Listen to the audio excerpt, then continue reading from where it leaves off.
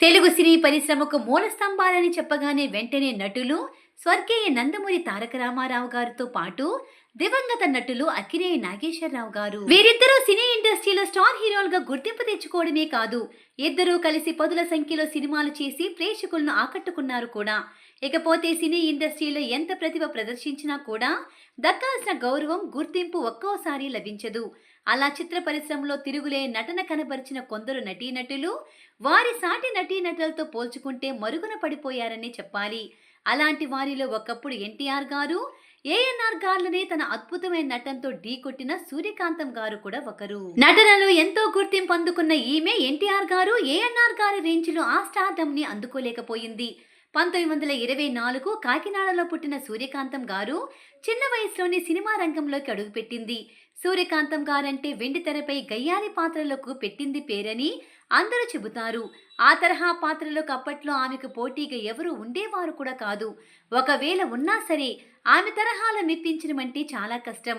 అందుకే ఆమెను అభిమానులు గుర్తించుకున్నారు. కానీ చిత్ర పరిశ్రమ, ప్రభుత్వాలు మాత్రం గుర్తించాల్సిన స్థాయిలో మాత్రం గుర్తించలేదని చెబుతూ ఉంటారు. ఇదిలా ఉండగా ఇటీవల ఒక ఇంటర్వ్యూలో పాల్గొన్న ప్రముఖ సీనియర్ నటులు మురళీమోహన్ గారు సూర్యకాంతం గారిపై ఆసక్తికర వ్యాఖ్యలు చేశారు. ఆయన మాట్లాడుతూ, నేను సూర్యకాంతం, సావిత్రి లాంటి ఎంతో మంది మహానటీమణులతో పనిచేశాను.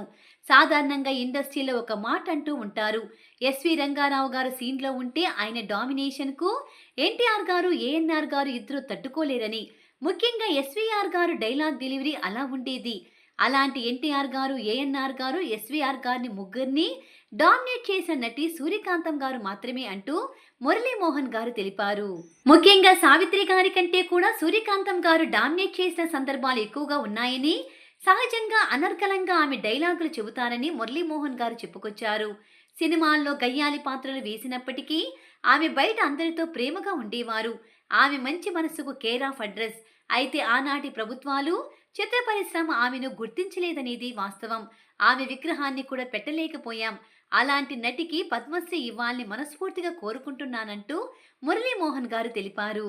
ఇదిలా ఉండగా ఎప్పుడూ కూడా ఆమెలో రవ్వంత గర్వం కూడా కనిపించేది కాదని తెలిపిన మురళీమోహన్ గారు, ఆమె చనిపోతే ఇండస్ట్రీ నుంచి ఒక్కరు కూడా వెళ్ళలేదంటూ ఎమోషనల్ అయ్యారు. సావిత్రి గారికి కూడా అలాగే జరిగింది. ఆమె మరణించిన తరువాత పట్టుమని 10 మంది కూడా ఆమెను చూడటానికి వెళ్ళలేదు. దాసరి గారు, ఏఎన్ఆర్ గారు మాత్రమే వెళ్లారంటూ మురళీమోహన్ గారు తెలిపారు. ఏది ఏమైనా సినీ ఇండస్ట్రీలో అద్భుతమైన నటన ప్రదర్శించిన నటీమణులకు ఆ స్థాయిలో గుర్తింపు లభించకపోవడం బాధాకరణమని చెప్పవచ్చు.